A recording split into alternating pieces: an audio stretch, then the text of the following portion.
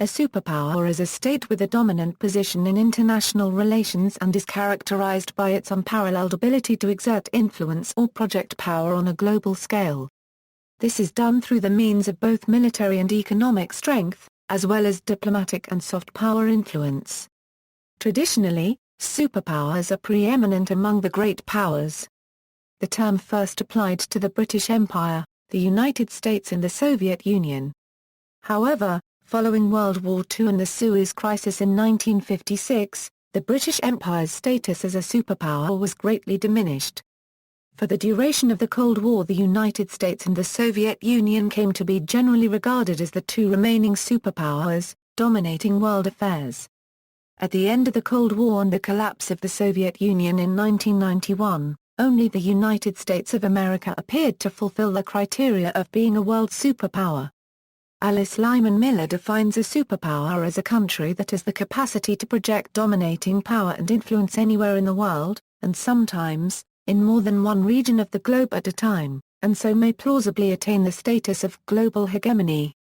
Besides the United States, the British Empire and the Soviet Union, there have been many attempts by historians to apply the term superpower to a variety of past entities. Terminology and origin. The terminology of a superpower is not clearly defined, and as a consequence they may differ between sources. However, a fundamental characteristic that is consistent with all definitions of a superpower is a nation or state that has mastered the 7 dimensions of state power: geography, population, economy, resources, military, diplomacy and national identity. The term was first used to describe nations with greater than great power status as early as 1944, but only gained its specific meaning with regard to the United States, the British Empire and the Soviet Union after World War II.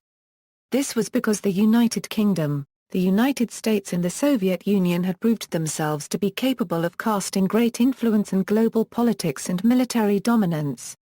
The term in its current political meaning was coined by Dutch-American geostrategist Nicholas Spykman in a series of lectures in 1943 about the potential shape of a new post-war world order. This formed the foundation for the book The Geography of the Peace, which referred primarily to the unmatched maritime global supremacy of the British Empire and United States as essential for peace and prosperity in the world.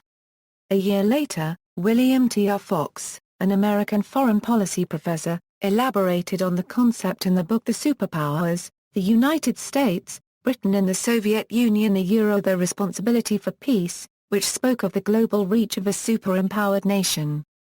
Fox used the word superpower to identify a new category of power able to occupy the highest status in a world in which, as the war then raging demonstrated, states could challenge and fight each other on a global scale. According to him, there were 3 states that were superpowers: British Empire, the United States, and the Soviet Union. The British Empire was the most extensive empire in world history and considered the foremost great power, holding sway over 25% of the world's population and controlling about 25% of the Earth's total land area, while the United States and the Soviet Union grew in power in World War II. According to Lyman Miller, the basic components of superpower stature may be measured along 4 axes of power: military, economic, political, and cultural. In the opinion of Kim Richard Nossel of Queen's University, generally this term was used to signify a political community that occupied a continental-sized landmass, had a sizable population, a superordinate economic capacity, including ample indigenous supplies of food and natural resources, enjoyed a high degree of non-dependence on international intercourse, and, most importantly, had a well-developed nuclear capacity.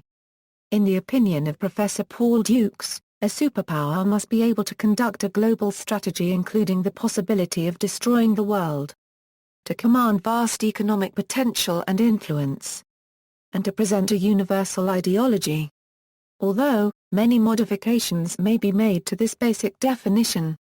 According to Professor June Tufel, a superpower must be able to project its power, soft and hard, globally. Superpowers of the past. Besides the United States, the British Empire and the Soviet Union, there have been many attempts by historians to apply the term superpower retrospectively, and sometimes very loosely, to a variety of past entities. Recognition by historians of these older states as superpowers may focus on various superlative traits exhibited by them. Examples of these ancient or historic superpowers include ancient China, ancient India, ancient Egypt, the Persian Empire, the Greek Empire of Alexander the Great, the Roman Empire, the Portuguese Empire, the Spanish Empire, and the Empire of Napoleon. The Cold War. The 1956 Suez Crisis suggested that Britain, financially weakened by two world wars, could not then pursue its foreign policy objectives on an equal footing with the new superpowers without sacrificing convertibility of its reserve currency as a central goal of policy. As the majority of World War II had been fought far from its national boundaries, the United States had not suffered the industrial destruction nor massive civilian casualties that marked the wartime situation of the countries in Europe or Asia. The war had reinforced the position of the United States as the world's largest long-term creditor nation and its principal supplier of goods. Moreover, it had built up a strong industrial and technological infrastructure that had greatly advanced its military strength into a primary position on the global stage. Despite attempts to create multinational coalitions or legislative bodies, it became increasingly clear that the superpowers had very different visions about what the post-war world ought to look like, and after the withdrawal of British aid to Greece in 1947, the United States took the lead in containing Soviet expansion in the Cold War. The two countries opposed each other ideologically, politically, militarily, and economically. The Soviet Union promoted the ideology of communism, planned economy and a one-party state, whilst the United States promoted the ideologies of liberal democracy and the free market. This was reflected in the Warsaw Pact and NATO military alliances, respectively, as most of Europe became aligned with either the United States or the Soviet Union. These alliances implied that these two nations were part of an emerging bipolar world, in contrast with a previously multipolar world. The idea that the Cold War period revolved around only two blocs, or even only two nations, has been challenged by some scholars in the post-Euro Cold War era, who have noted that the bipolar world only exists if one ignores all of the various movements and conflicts that occurred without influence from either of the two superpowers. Additionally, much of the conflict between the superpowers was fought in proxy wars, which more often than not involved issues more complex than the standard Cold War oppositions. After the Soviet Union disintegrated in the early 1990s, the term hyperpower began to be applied to the United States, as the sole remaining superpower of the Cold War era. This term, popularized by French Foreign Minister Hubert Var-Copyright-Drine in the late 1990s, is controversial, and the validity of classifying the United States in this way is disputed. One notable opponent to this theory, Samuel P. Huntington, rejects this theory in favor of a multipolar balance of power.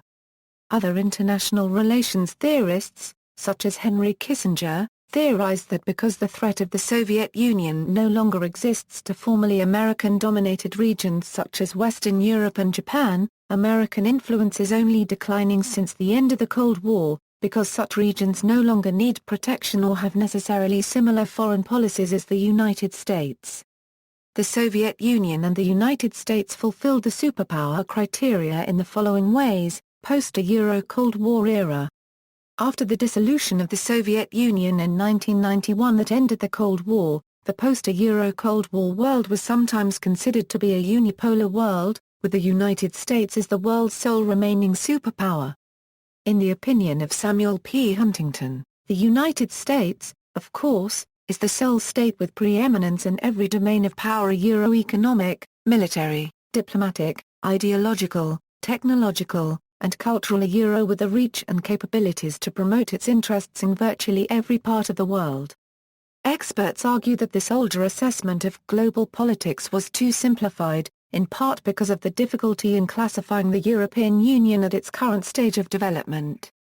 Others argue that the notion of a superpower is outdated, considering complex global economic interdependencies, and propose that the world is multipolar. According to Samuel P. Huntington, there is now only one superpower. But that does not mean that the world is unipolar. A unipolar system would have one superpower, no significant major powers, and many minor powers. Huntington thinks, contemporary international politics is instead a strange hybrid, a uni-multipolar system with one superpower and several major powers. A 2012 report by the National Intelligence Council said that America's superpower status will have eroded to merely being first among equals by 2030, but that the USA would still be the most important country in the world because of its influence in many different fields and global connections that the great regional powers of the time would not match. Additionally, some experts have suggested the possibility of the United States losing its superpower status completely in the future. Citing speculation of the United States' relative decline in power to the rest of the world, economic hardships, a declining dollar, Cold War allies becoming less dependent on the United States and the emergence of future powers around the world. Some people doubt the existence of superpowers in the post-Cold War era altogether, stating that today's complex global marketplace and the rising interdependency between the world's nations has made the concept of a superpower an idea of the past and that the world is now multipolar. However, the military dominance of the United States remains unquestioned, and its international influence has made it an eminent world power. Potential superpowers. The term potential superpowers has been applied by scholars and other qualified commentators to the possibility of several states achieving superpower status in the 21st century. Due to their large markets, growing military strength, economic potential and influence in international affairs. China, the European Union and India are among the countries most cited as having the potential of achieving superpower status in the 21st century. However, it is far from certain that some or all of these countries will ever emerge as superpowers.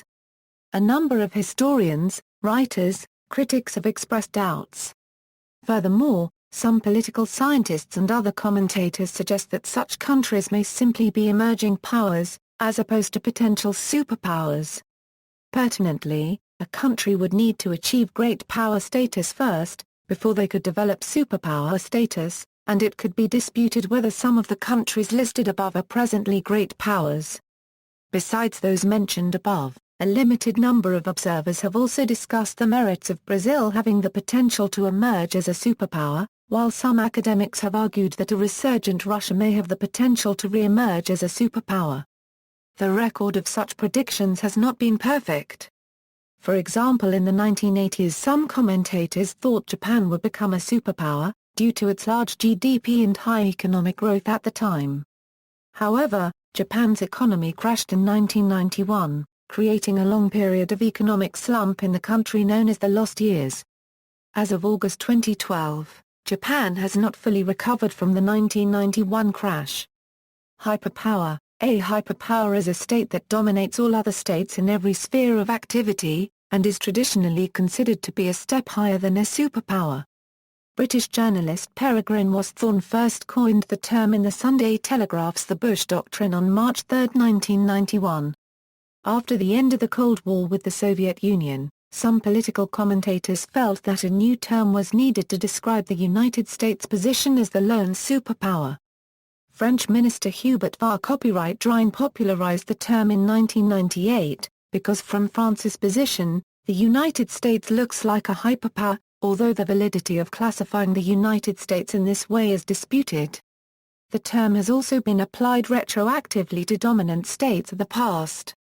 In her book Day of Empire, How Hyperpowers Rise to Global Dominance, and Why They Fall, Professor Amy Kwa suggests candidates such as the First Persian Empire, the Tang dynasty of ancient China, the Roman Empire, the Mongol Empire, and the British Empire as successful examples of historical hegemons, with the Spanish monarchy, Greater East Asia co-prosperity sphere, and Third Reich as counters, and then reflects on assertions of the United States as a current modern hyperpower. In a historical context, it is usually understood to mean a power that greatly exceeds any others in its political environment along several axes. Rome did not dominate India or China, but did dominate the entire Mediterranean area militarily, culturally, and economically. See also. References. Bibliography, Belt, Don. Europe's Big Gamble. National Geographic PPA 54 €65, Brzezinski, Zbigniew. The Grand Chessboard, American Primacy and its Geostrategic Imperatives. New York, Basic Books. ISBN A0-465-02726-1. Fox, William. The Superpowers, the United States, Britain, and the Soviet Union the responsibility for peace. Harcourt, Brace A. Coa, Carmen, Henry. Spain's Road to Empire, The Making of a World Power, 1492-1763. Penguin ppA 640 Kennedy, Paul.